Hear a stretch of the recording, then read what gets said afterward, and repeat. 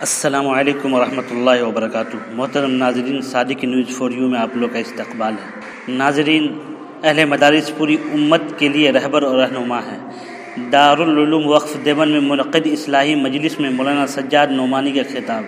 ملک کے ممتاز عالم دین اور مسلم personal law board کے سینئر رکن و سابق ترجمان مولانا خلیل الرحمن سجاد نعمانی نے گزشتہ شب یہاں عظیم دینی درسگاہ دارالعلوم وقف دیوبند میں طلبہ عزیز سے خصوصی خطاب کے دوران انہیں اپنی قیمتی پند و نصائح سے نوازتے ہوئے حالات حاضرہ سے واقف کرایا اور انہیں مدبرانہ و حکیمانہ انداز میں اسلام کی صحیح تصویر دنیا تک پہنچانے کی نصیحت کی، اور کہا کہ موجودہ حالات کا مقابلہ مذہب اسلام کے امن و محبت اور بھائی چارے پیغام کے ساتھ کیا جائے۔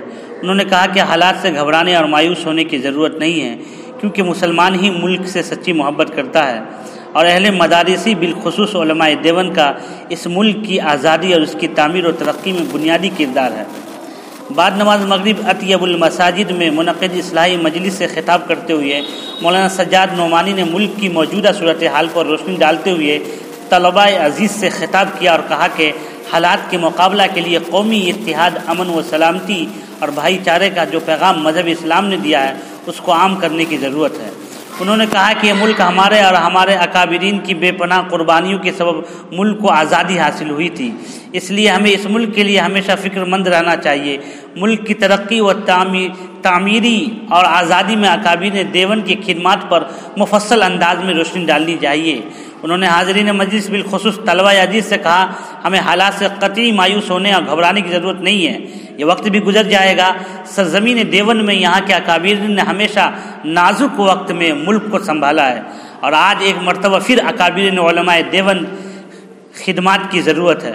انہوں نے طلبہ عزیز سے حصول علم کی تلقین کرتے ہوئے کہا، آپ اپنے بلند عزائم کے ساتھ علم دین حاصل کریں اور اکابرین دیوبند کی زندگیوں کو اپنے لیے مشعل راہ بنائیں اور کبھی بھی احساس کمتری کا شکار نہ ہو۔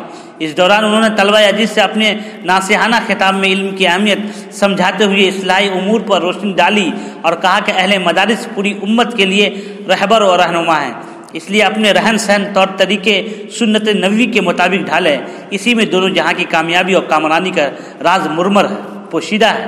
انہوں نے کہا کہ انبیاء علیہ الصلاۃ والتسلیم اور اکابرین دیوبند کے مختلف واقعات کے ساتھ طلبہ کو قیمتی نصیحتیں کی۔ اس دوران ادارے کے محتمم مولانا محمد سفیان قاسمی بھی طلبہ کو اپنی قیمتی نصیحتوں سے نوازا۔